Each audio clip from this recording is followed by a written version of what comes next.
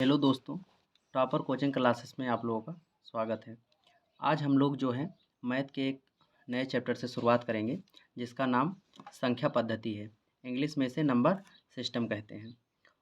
उसके बाद अब देखेंगे हम लोग डिजिट, जिन्हें हिंदी में अंक कहते हैं। अंक बेसिकली जो है 10 होते हैं, 0 से लेकर 9 तक। ये सारे जो है अंक होते हैं।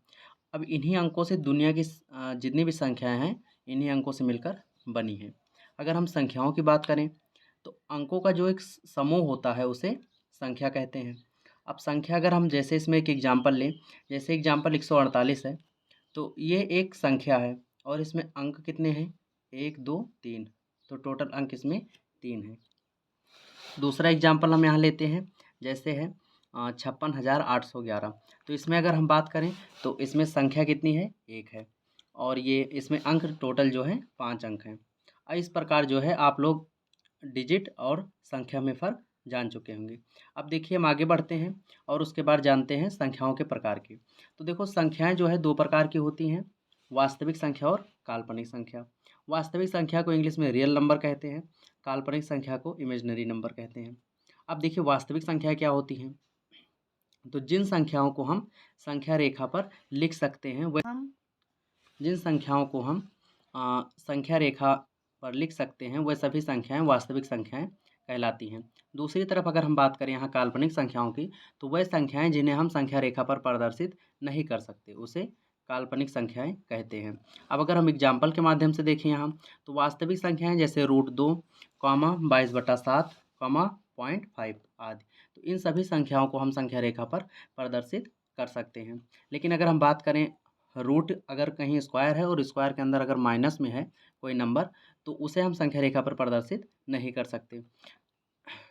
तो आप लोगों को ये 2 चीज़ें समझ में आ गई होंगी। उसके बाद हम देखेंगे वास्तविक संख्याओं की।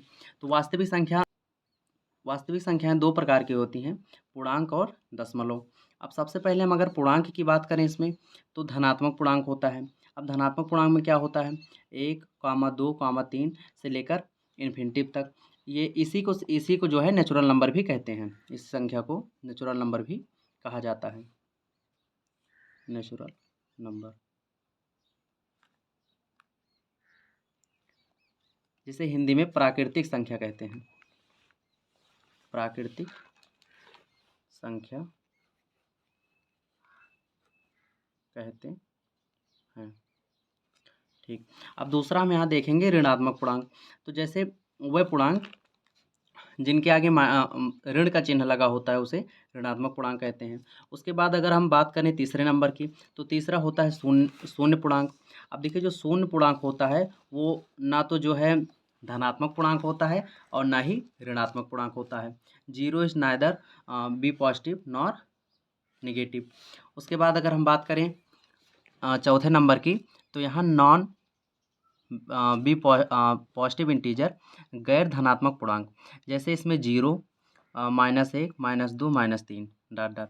अगर हम पाँचवें नंबर की बात करें तो ये गैर ऋणात्मक पूर्णांक होते हैं।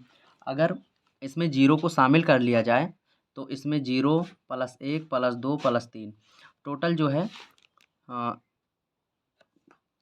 अगर प्राकृतिक संख्याओं में 0 को भी शामिल कर लिया जाए तो जो संख्याएं बनती हैं उसे पूर्णांक कहते हैं। तो इन संख्याओं को क्या कहा जाता है? इन संख्याओं को पूर्णांक कहते हैं या पूर्ण संख्याएं। ये बेसिकली जो है पूर्णांक का ही एक भाग होती हैं, तो इसे पूर्ण संख्या कहते हैं। इंग्लिश में इसे होल नंबर भी कहा जाता है, होल नंबर।